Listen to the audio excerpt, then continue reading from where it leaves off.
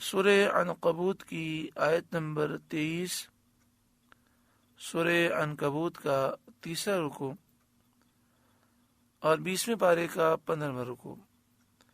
اللہ رب العالمین نے ارشاد فرمایا، والذین کفروا بآیات اللہ ولقائہ، اور وہ جنہوں نے میری آیتوں اور میرے ملنے کو نہ مانا، یعنی جو قرآن پاک پر ایمان نہ لائے اور قیامت کے دن کو جنہوں نے تسلیم نہ کیا، مرنے کے بعد دوبارہ اٹھنے اور اللہ تعالیٰ کے حضور حاضری کو جنہوں نے تسلیم نہ کیا، جو اس بات کو نہیں مانتے۔ والذین کفروا بآیات اللہ ولقائہ، اور وہ جنہوں نے میری آیتوں اور میرے ملنے کو نہ مانا، اولئک یئسوا من رحمتی، وہ ہیں جنہیں میری رحمت کی امید نہیں، میری رحمت کی آس نہیں۔ یہی وہ لوگ ہیں جو میری رحمت سے محروم ہیں۔ وَأُولَئِكَ لَهُمْ عَذَابٌ أَلِيمٌ، اور ان کے لیے دردناک عذاب ہے۔ اس پند و موعظت اور نصیحت کے بعد پھر حضرت ابراہیم علیہ السلام کے واقعے کا ذکر فرمایا جاتا ہے کہ جب آپ نے اپنی قوم کو ایمان کی دعوت دی اور دلائل قائم کیے اور نصیحتیں فرمائیں، فما كان جواب قومه الا ان قالوا اقتلوه او حرقوه، تو ان کی قوم کو کچھ جواب بن نہ آیا مگر یہ بولے انہیں قتل کر دو یا جلا دو۔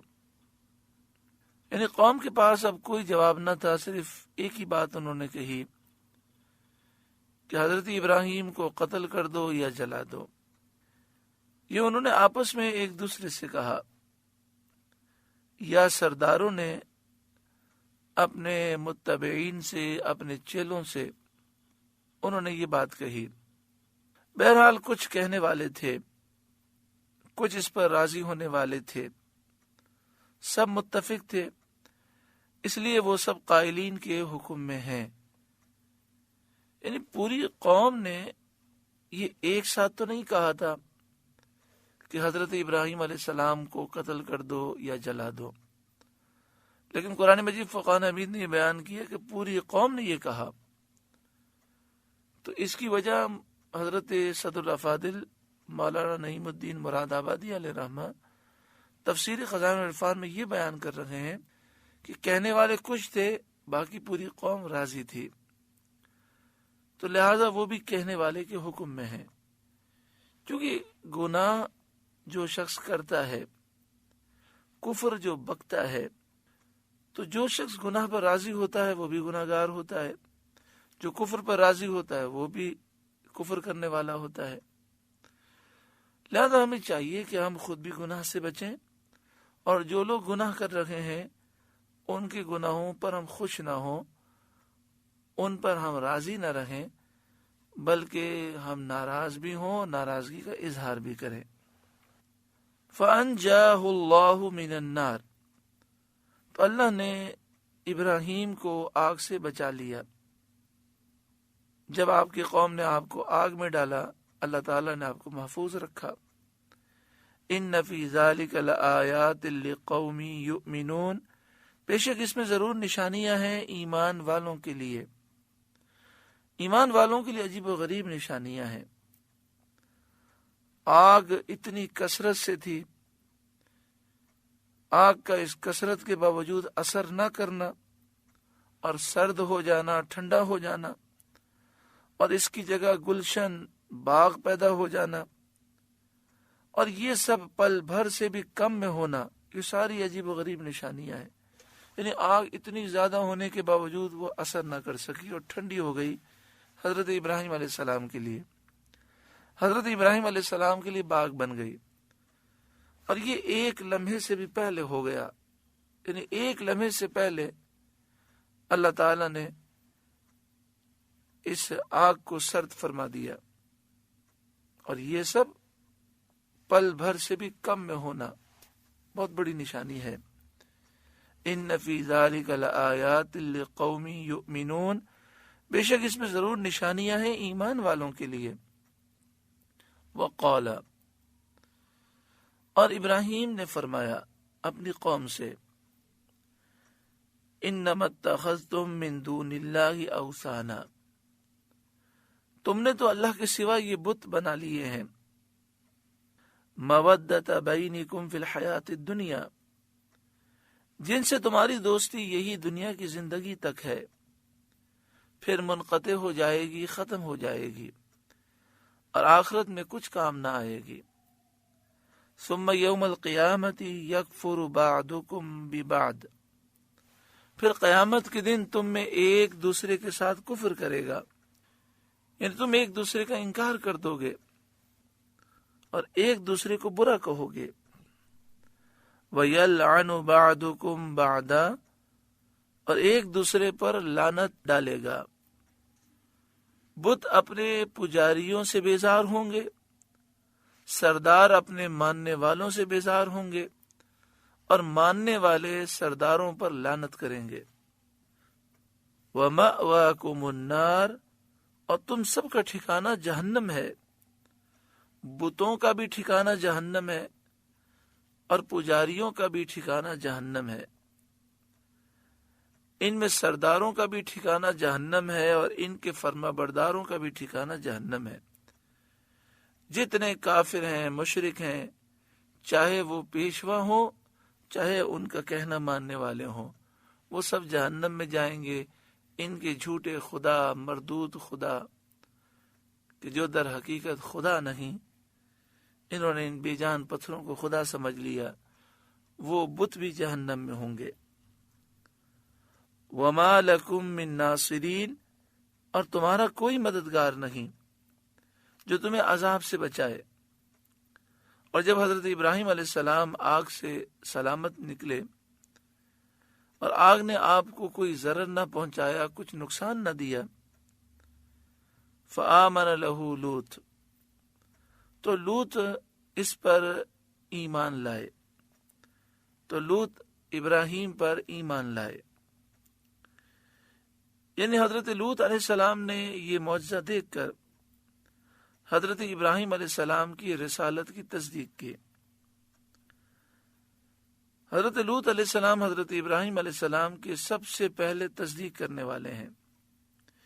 ایمان سے تصدیق رسالت ہی مراد ہے، کیونکہ اصل توحید کا اعتقاد تو ان کو ہمیشہ سے حاصل ہے، اس لیے کہ انبیاء ہمیشہ ہی مومن ہوتے ہیں اور کفر ان سے کسی حال میں متصور نہیں۔ فآمن لہ لوط، تو لوط ابراہیم پر ایمان لائے۔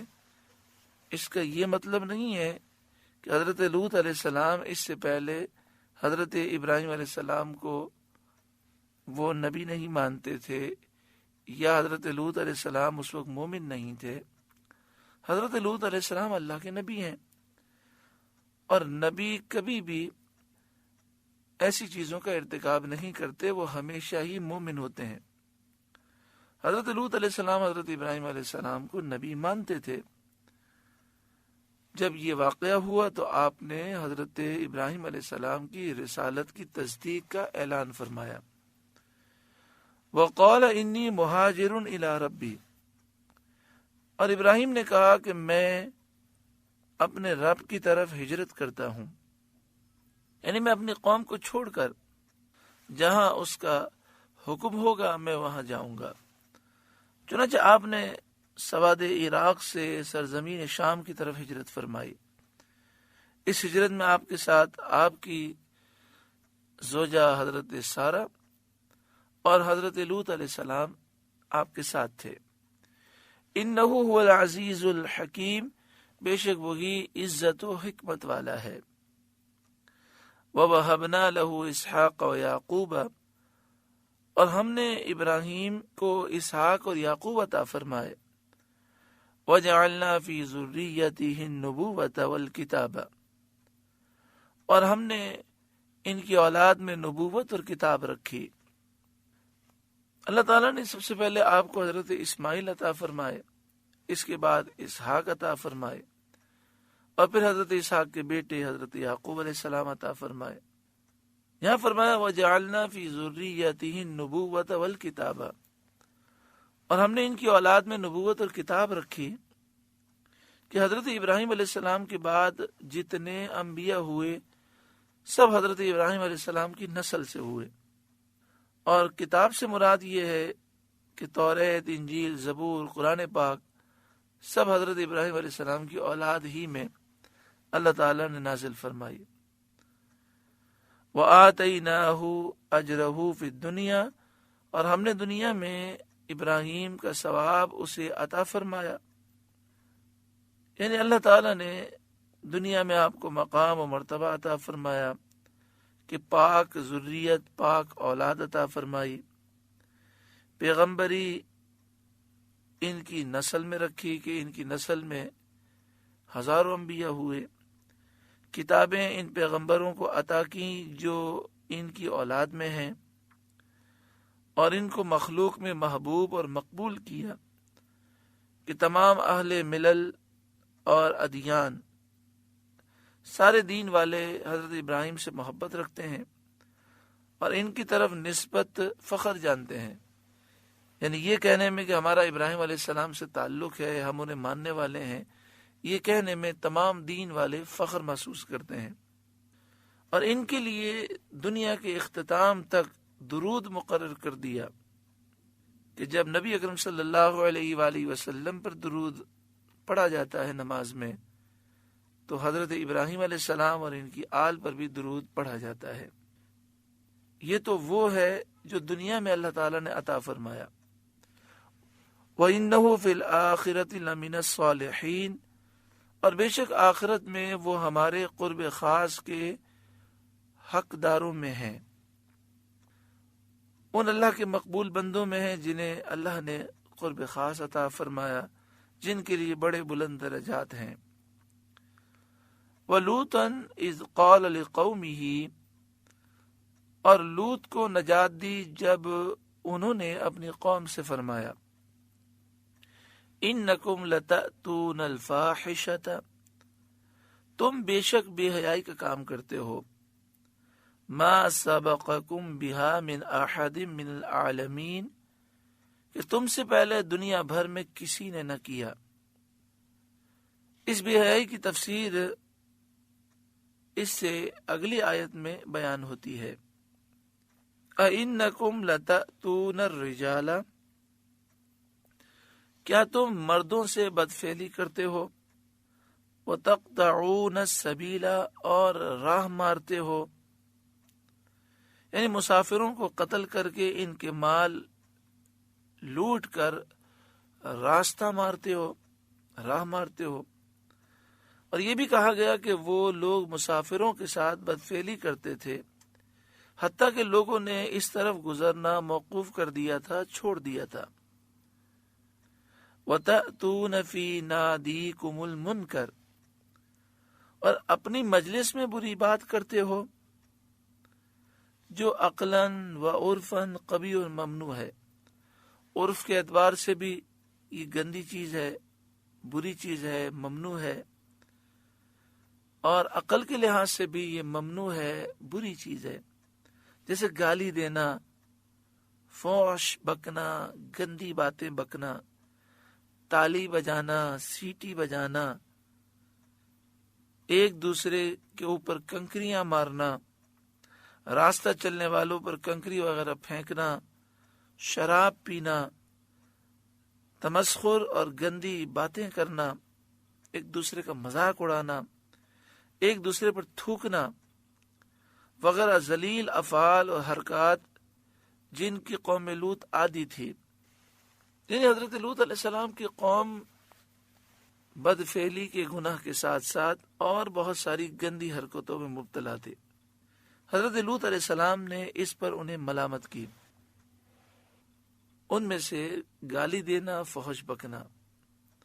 آج آپ دیکھیں بہت سے ایسے نوجوان ہیں کہ جب آپس میں دوستوں کے پاس بیٹھتے ہیں تو ان کا کلام، ان کی گفتگو گالی سے شروع ہوتی ہے اور گالی پہ ختم ہوتی ہے۔ عام گفتگو بھی کر رہے ہوں گے تو ہر دوسرے جملے کے بعد گندی گالی، اور ایک دوسرے کا مذاق اڑانا، گندی باتیں کرنا۔ یہاں فرمایا کہ قوم لوط اس طرح مذاق کرتے ایک دوسرے پہ تھوک دیتے تھے۔ اسی طرح تالی بجانا یہ قوم لوط کا شعار ہے۔ تالی بجانا ہماری شریعت میں منع ہے، لیکن افسوس ہوتا ہے، بڑا دکھ ہوتا ہے۔ یقیناً آپ بھی سنیں گے تو آپ کو بھی دکھ ہوگا، شاید آپ کی توجہ نہ ہو، کہ مسجد حرام شریف میں کفار جب خانہ کعبہ کا طواف کرتے تھے تو تالیاں بجاتے تھے۔ آج آپ کو وہ زمانے جاہلیت کی ادا مسجد حرام شریف میں نظر آتی ہے کہ جو لال رومال والے ہوتے ہیں، جنہیں متوع کہتے ہیں، وہ کسی کو اٹھانے کے لیے تالیاں بجاتے ہیں، یعنی حاجی طریق راستہ دو، یہاں سے اٹھو، یا عربی میں، اردو میں، یا مختلف زبانوں میں کہتے ہیں تو زور زور سے تالیاں بجاتے ہیں۔ اللہ کے گھر میں خانہ کعبہ کے سامنے ایک حرام کام کرتے ہیں، کوئی روکنے والا، سمجھانے والا نہیں۔ تو یہ متوع جن کی عادت یہ ہے کہ مسلمانوں پر شرک اور بدعت کے جھوٹے الزام لگاتے ہیں، بات بات میں شرک بدعت کرتے ہیں۔ خانہ کعبہ کے غلاف کو پیار سے کوئی آنکھوں سے لگا لے تو اسے مشرک بدعتی کہہ دیتے ہیں۔ اتنے بیچارے ناسمجھ ہیں، اور یہ ان کی مذہبی پولیس ہے۔ متوع کا مطلب یہ ہے کہ یہ مذہبی اسکالر ہے، لیکن عقیدہ جب خراب ہے تو نہ مسجد حرام شریف کا ادب ہے، نہ قرآن پاک کا ادب ہے، نہ خانہ کعبہ کا ادب ہے۔ میں نے تو ان متوعوں کو، لال رومال پہننے والوں کو، قرآن پاک پاؤں پہ رکھے ہوئے دیکھا ہے۔